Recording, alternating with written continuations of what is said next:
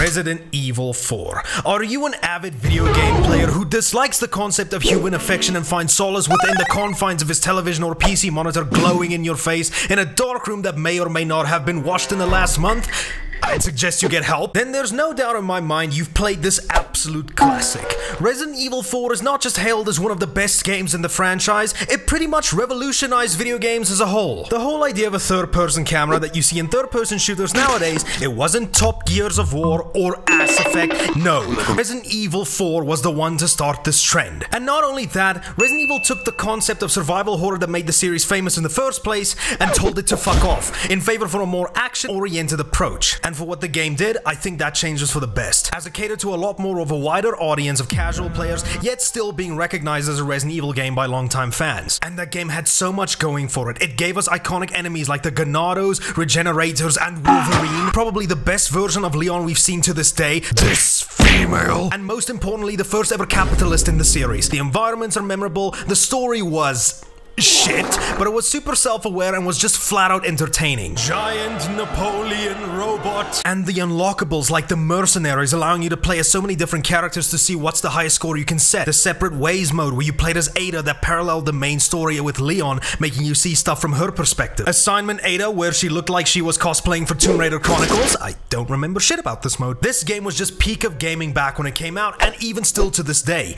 If you ask any person, fan or not, there's still a major chance they've heard or at least played Resident Evil 4 at some point in their life. It even had a controller, which could be used to play the game, I think, or do garden landscaping. But now with how amazing Resident Evil 4 was, we kinda gotta admit it was sort of the start of the downfall for the series, and this mainly stems from the fact that it took more of an action approach to the gameplay. Capcom probably thought that this is what most gamers were into and decided that that's where they should put all their time and focus into, leading us to Resident Evil 5 that was just straight up action and maybe like 1% horror, and boulder punching, so 10 out of 10. Resident Evil 6, which I didn't mind personally, but look at any RE fan on YouTube and you'll definitely see I'm in the minority in thinking this. Then there were the spin-offs like Operation Raccoon City and Umbrella Corps. Operation Raccoon City, once again being a game that I really didn't mind, I thought it was decent, and Umbrella Corps, this is why esports is worse than Twitter. And with all the negative backlash because of the more action-oriented approach that the series took, all of this eventually led us to 2017, where Capcom decided to flip the switch and release Outlast, I mean Resident Evil 7, that took the series back to its glory days of survival horror. And then all of this led to them not coming up with new ideas and led to the creation of the Resident Evil 2 remake. Lack of originality in this case I'm not gonna complain about because this game was amazing! It was my second favorite game of 2019, my standards were incredibly high back then. And then the next year after that, we saw the release of Resident Evil 3's remake, which...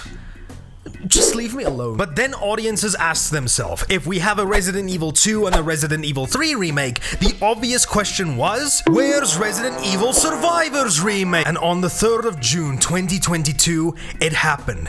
And I wasn't as excited as I thought I would be. Yes! Yes! Yes! Reside in My Evil the 4th was finally getting a remake. Look at Leon. He has eyes. Look at the environments. Look at the enemies. Look at the woman. Finally, the best game in the franchise was getting the remake treatment that it rightfully deserved. But however, I did have a few things that made me worry just a little bit. With this trailer came a drastic tone shift for the game. The original wasn't exactly bursting with color, aside from the color red, but now it seems as if though the tone of the game might completely be affected. Would Leon still be a wisecracking dork like he was in the original game? Or was he just gonna turn into this emo protagonist that binge listens Black Veil Brides too much? And then the game's gameplay trailer came out. Kill me for the repairs later. Yes, this is Leon Game Save, Game of the Year 2022, but just the trailer alone. And with every new trailer that came out, the game just kept getting more and more interesting for me, and my excitement just kept getting bigger and bigger, if that is even the right way to say it. And that all leads us to today, because as I was eagerly hoping for, we finally got a demo. The Chainsaw demo, which could only mean one thing. We get to play as Dr. Salvador. And this demo was pretty much released everywhere except for the Xbox One, because playing games on a VCR is a offensive. And since this is the case, I actually decided that I'm going to be taking a look at the game on both the PC and the PS4 because I'm in the middle of transitioning to a graphics comparison channel. And I would just love to give a massive thank you for tuning into the first episode of this new direction for the channel. So for the next episode, we're going to be comparing the graphics between Klonoa Door to Phantom Isle and Harvester, so please be sure to stay tuned. So with all the formal introductions out of the way, the time has finally come. I ran to my local supermarket. This is the most motivated I've been in ages. Grabbed the drink that may or may not cause heart palpitations, sat on my ass and started getting my Resident Eviling on. So now, will this demo sell me on the remake to many gamers' favorite games of all time, or will it convince me to save my money and use it on food and the basic essentials? Please don't let it be the latter. PC. The pretty cool. So the game starts off in the main menu.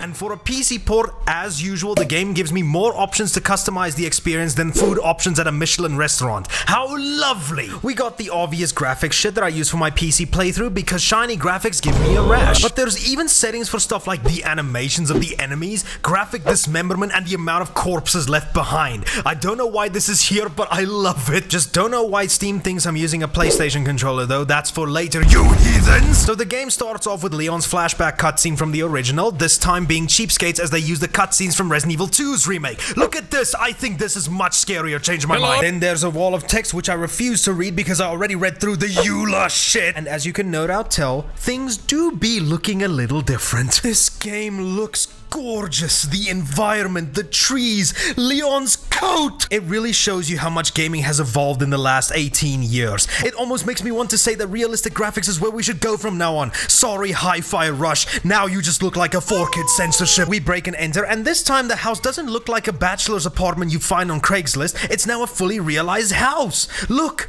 firewood, halls, doors, bedrooms, even a Horcrux, and most importantly, a kitchen. We see the nice man of the house just waiting behind the door for us. Never mind, he's not nice. He ignores guests. You deserve death! Alright, fine, let's just leave. Here we go. Oh, did I just find a wine cellar? We find one of our cop friends who seems to love eating ketchup. We decide it's time to leave, though before that, oh my goodness, calm yourself, man! Here, have some knife and some lead. He seems very touchy. We then decide to sneak up on a bunch of his friends too, introducing one of them to a blade and the other to the Second Amendment. Then we call Hunnigan to cancel dinner plans, I guess, and oh my goodness, I know I've talked about the graphics, but just look at the leap for these two, as well as the enemies. They look moist. That call then gets interrupted by these homewreckers trying to stop the homewrecker. Then we see ourselves out. I'll let myself out. I love that line so much. We then walk over to one of the most iconic scenes from the original after some distractions, and there we find one of our cop buddies. Don't worry, dude, I'll save you.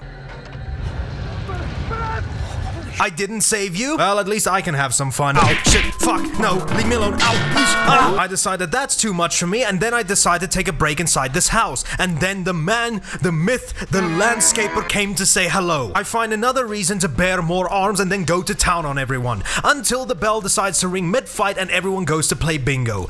Brilliant! And then the demo ends, and then I throw a temper tantrum. Now that was just a run-through of the entirety of the demo, and it's kind of what I expected. One of the most iconic scenes in Resident Evil 4 was the village fight at the beginning, so setting the demo entirely here makes total sense. And for what the demo does, I personally think it shows enough for what we could be expecting from the full game. Sadly, this obviously means we don't get to see the merchant yet, but it's fine, I can handle a little bit of disappointment. So let me talk about a few of the things that I've noticed. Firstly, the performance on PC. I mainly play games to experience them at 60 FPS, which is what I prefer a lot more, hence why I tend to drop the graphics to its lowest to ensure the best performance. I do understand that in the world of PC gamers, I am what some may call an idiot, but it is what it is. And as for the game's performance, it started off really well. And then the minute I reached the house, the frame started to get a little bit silly. Like, it didn't feel off, but it wasn't as smooth as it was in the woods leading up to the house, which is kind of weird. You'd kind of expect woods to be more intensive than the inside of a house. And the frames continue to be a little bit all over the place all the way to the end. Now, it could all be due to OBS, as I capture this game directly, so I don't know whether or not the game will perform smoother when I'm not recording, but that's something I'll need to have a look at a later time. Other than that, it didn't really turn me off. The gameplay was just so much fun, I didn't really care all that much in the end. And speaking of gameplay, Leon no longer moves like an indecisive 2-year-old that doesn't know where the bathroom is. You can now control him in the most modern way imaginable, something that even God of War Ragnarok fails to do, hence why nobody played that game. And something that is revolutionary, he can now move and shoot at the same time. People can't do that in real life. I'm so glad Leon is paving the way forward for modern combat. This is something I felt was worth mentioning either way because it's something that the original game lacked, but isn't something that's revolutionary when you consider that this was something that was implemented since Resident Evil 6. But it still makes Leon look less like a scared pansy every time he raises his gun, so I'm not complaining. And probably the biggest thing that I've noticed as well, now Leon can hide from the paparazzi. Yes, in this game there's now the implementation of stealth. I didn't really use it a lot in this demo aside from the one obvious place where you should use it,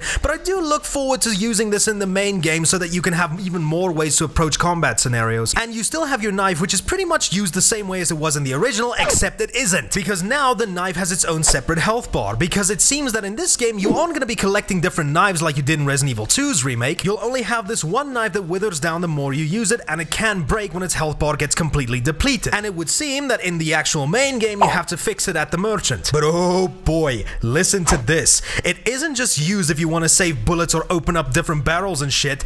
No, this time the knife can be used to parry certain attacks when you get this prompt. And if you remember from this trailer, yes, you can counter the chainsaw. And that makes it so fucking satisfying you can put it into an ASMR video. Sucks by doing that though, it breaks the knife instantly, but I don't know, game balance I guess. The attaché case is also back, meaning that we get to play Tetris with our inventory again. And now we also have a bunch of different hot tabs at the top, stuff like the map, treasure items, notes, you know, the usual stuff. But there's also something new, a crafting menu. Because of course! And this pretty much shows you all the current stuff you're able to craft, and new to this game is something called resources. I do not know what resources they are, I just do know, however, that they simply are. Stuff like the gunpowder from the other RE games return so that you can craft the desired ammunition, and yellow herbs come back so that you can inject Leon with trem. Guns and shit are now able to be hotkeyed to a certain direction on the D-pad. You don't need to do this, however, if you're a person that doesn't enjoy streamlined game design, and by the looks of it, you're able to assign more than just 4 weapons depending if you tap once or twice on the D-pad. This is gonna make me wonder how combat encounters are gonna be ramped up based on how we're now gonna be able to do all this shit on the fly. And of course, returning from the original are the takedowns and the roundhouse kicks. And yes, if you roundhouse kick an enemy while there are still other enemies surrounding you, you will still be able to knock them back, giving you much easier crowd control. Things in the environment are still very much interactable, and one of the most iconic for this game is running underneath this small barn, shooting down a lantern, and killing all the enemies along with the cow. He just wanted to make milk. And Leon even says the funny, "Bill me for the repairs later." You aren't gonna pay for shit, you fucking liar. And the best part for me, in my opinion, is the fact that Dr. Salvador's chainsaw can now cut down enemies. Oh my goodness, this game is gonna be awesome! PS4. The Please Save Money 4. Now, for some of you who enjoy feeding your families, I decided to take a look at the game on the PS4 as well. The only 8th generation console that this game is available for, so going into this game, I was really starting to sweat. Resident Evil 7, 2 Remake, 3 Remake, and Resident Evil Village all ran surprisingly well on this system. But this is probably gonna be the last game that's released on this hardware. So was this version of the game finally gonna be the one that met its match and be the most inferior way to play? Well, the answer to that question is very funny, actually. Resident Evil 4 Remake on the PS4 looks amazing, and it runs as well as Resident Evil 2's remake on the base PS4. But it's so odd for me to say this, as this is probably the most faithful way you can play this. Now, the reason I say that is that if you've ever played the original on something like the GameCube, PS2, and the Nintendo Wii, it pretty much almost runs the same. And on top of that, in this version specifically, there was such muddy textures that made it look like you tried to polish a wall with Vaseline, but it's actually kinda in line with how the original looked back in the day. There wasn't really anything too different to note from this version aside from the performance, which is exactly what I expected, but even surprisingly enough, there were some instances where the game actually still managed to run at 60. Granted, these places were only where there were no light and it's only a flashlight, but still, it's something. But without a doubt, if you only have a PS4, then you shouldn't have to worry. I think it's safe to say that I am sold on this remake. If I need to be critical on some aspects though, if you've played Resident Evil 2 and 3's remakes, then in terms of the overall gameplay, not much has really changed, and even the stuff like the shop system and the attaché case has been done in Resident Evil Village. But that's not to say that any of that is a bad thing. No, sir. Seeing all those things return in a modern reimagining of the game that introduced them in the first place is incredibly satisfying. And the new additional gameplay mechanics that were added gives it just enough variety to make the entire experience better than it ever was before. And it leaves me even more excited as to what we can expect from the full game. All the different places like the lake, the castle, will we have that shooting minigame again? How will all the other weapons feel and work? Will they introduce the mercenaries as well as Ada's side stories again?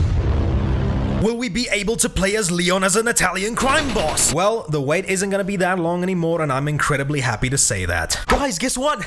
I capitalized on hype for once, and it only came at the expense of my sleep schedule. So it goes without saying, because there was an entire video before this, go watch it again if you forgot, I am incredibly hyped for this remake. Resident Evil 4 is one of my favorite games of all time, and it used to be my favorite Resident Evil game, but got beat out by 7. But still, nothing will ever come close to the importance and the impact that Resident Evil 4 has left on the video game scene back when it released in 2005. Now, the thing is, with Resident Evil 4's remake, I doubt it's ever gonna be able to reach the same heights as the original did, but as long as it aims to be a faithful, amazing remake that just improves everything, whether they be visually or mechanically, and just be an amazing game, I think we're safe with this one, and I think we may have one of 2023's best games on its way. And it's not that long now, it's just a few more sleeps, my friends. But in any case, that's enough from me. Thank you guys so much again for watching. My name is John from the channel with the freakishly long name, and I will see you all in the next video.